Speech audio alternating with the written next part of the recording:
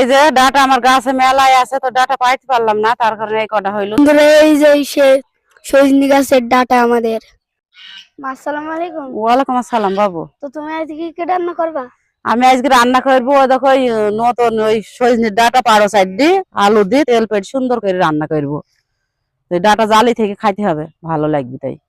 ঠিক আছে, আমি ভাজছি। আচ্ছা বন্ধুরা, এই যে সজনি গাছের ডাটা আমাদের, কত ছোট ছোট দেখুন।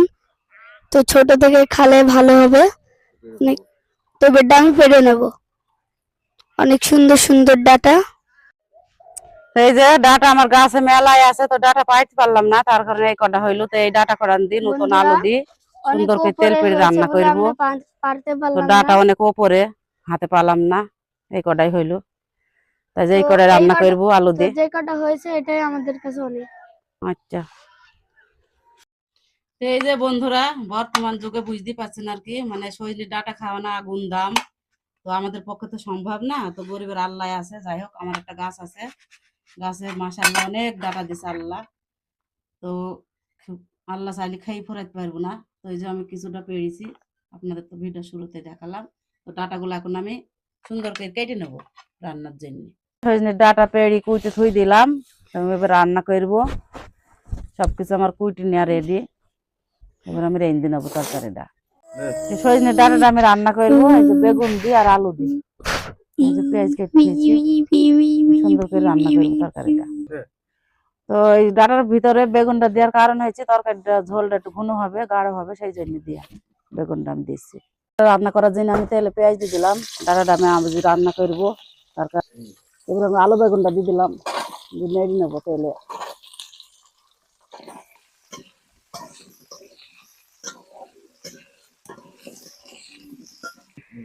পরিমাণ মতো হলুদের গুঁড়ো দিয়ে দিলাম, পরিমাণ মতো ঝালের গুঁড়ো দিয়ে দিলাম, নেড়ে নেবো।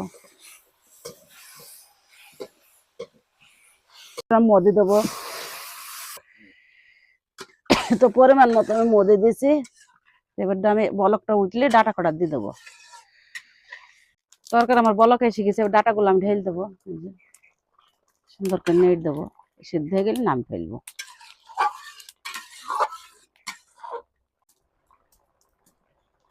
তরকারি আমার রান্না করে নেওয়া হয়ে গেছে, এবার আমি ঢেলে নেবো তরকারিটা।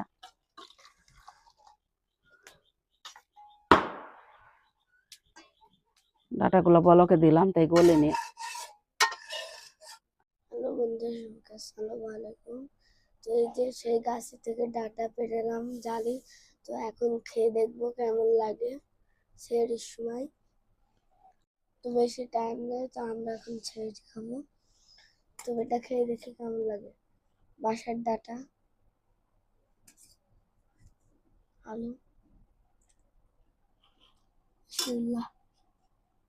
এই যে ডাটা,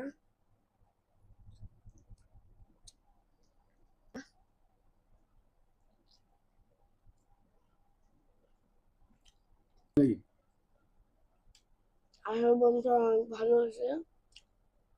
তো বাড়ির ডাটা বুঝতে পারছেন। তো সবাই ভালো থাকবেন, আল্লাহ হাফেজ।